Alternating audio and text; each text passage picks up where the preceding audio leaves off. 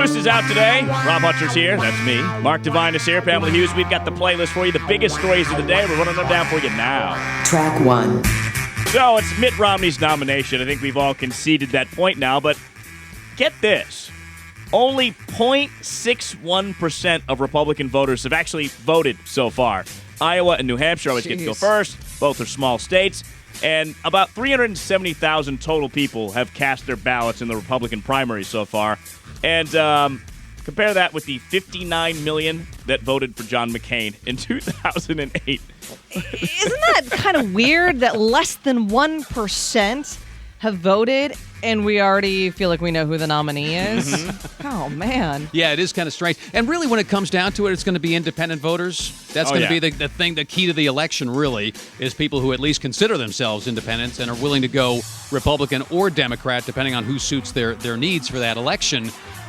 It is kind of odd. Yeah, we've got just a tiny sampling, and we feel like we know everything already. It's like the exit polls they do on election nights.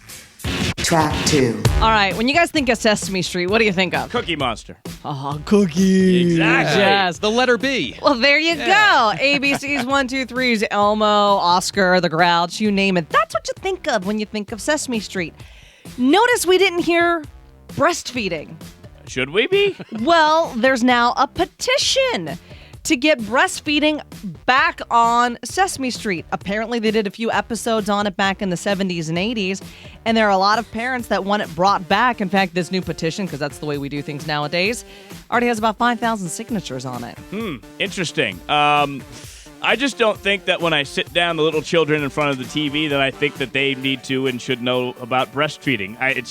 It's kind of an odd subject. I have no problem with it. I don't care that people do it in public, but I just don't know that it's Sesame Street material. Yeah, and I don't have any problem with it either if they handle it discreetly and tastefully. But as far as Sesame Street goes, like I was saying, the letter B, the letter C, there's 26 letters they can deal with instead. You know, there's all kinds of grammatical things they can bother with instead. So there's plenty of other things to do on Sesame Street aside from teach about breastfeeding. That'll come up elsewhere in a kid's life. Track 3. All right, more Casey Anthony stuff. Casey Anthony reportedly told her psychiatrist, Jeffrey Danziger, that she believed that her deceased child, Kaylee, was conceived after she was raped at a party. Now, you look at this stuff. I mean, this is somebody who has done nothing but lie and change her story almost on a daily basis from the time this thing started. So, I mean, even drug addicts who are the biggest liars in the world would look at her and say, wow, she really knows how to lie. Yeah, I think they look at her and go, she's a mess. Whether she talked about her dad sexually abusing her to the psychologist, she talked about a whole bunch of stuff that these documents came out. The Orlando Sentinel, I think, was the paper that requested it.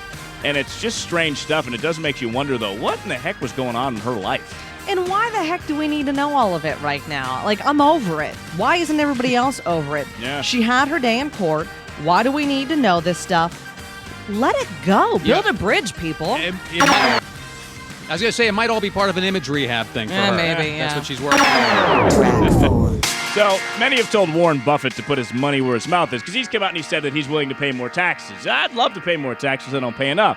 So now Buffett is coming back and saying, I will write a check to the U.S. Treasury to pay down the debt as long as the Republican Congress members do the same thing. He said he'll match dollar for every buck GOP Congress members throw in. And he said, for Mitch McConnell, I'll match 3 for 1. What do you guys think about that? Okay, so this is the individual members of Congress donating. Okay, because at first when I heard this story, I thought it was, well, if Congress donates, I'm like, how the hell does Congress donate my money? But they spend it. They know exactly how to spend it. They just, they should be donating it. Yeah, all I would say is, Warren, don't hold your breath. Yeah, and these, this is silly. I mean, this has been going on for a while. Nobody pays more taxes unless they absolutely have to. You can say all day, hey, I'll pay more taxes, but nobody does it until it's the letter of the law. So it's all a waste of time.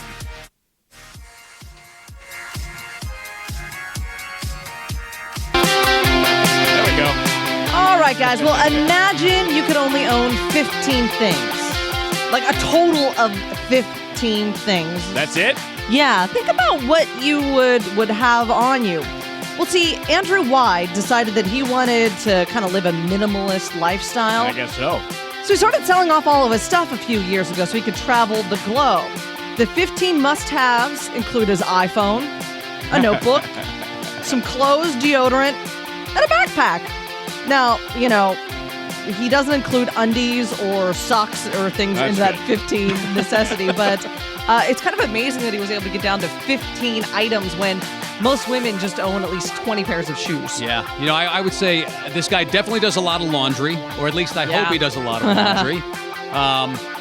But also, and when you say minimalist, if he's got his iPhone or his iPad, whatever he's got, he includes the charger. So the accessories are not extra pieces. They're all part of one.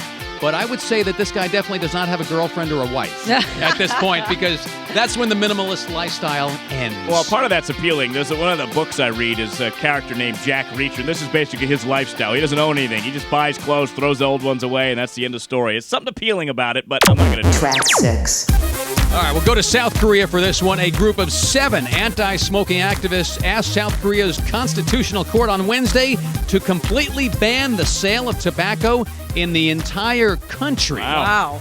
Well, think about this. And they've been moving in this direction. They banned smoking in a lot of places.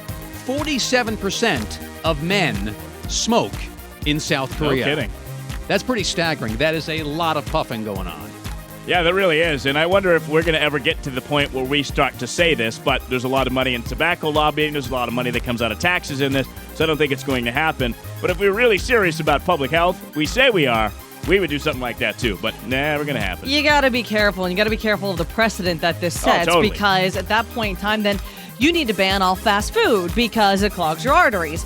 And you need to ban alcohol because people can die from it and become addicted to it. So we then live very boring, stale, vanilla lives. Hey, listen, you can kill yourself slowly if you want to. That's your choice. The government shouldn't be banning it. As long as they pay for it and that you and I and the rest of us don't have to pay for it, I'm totally in favor of that. I love personal responsibility. It's a great thing.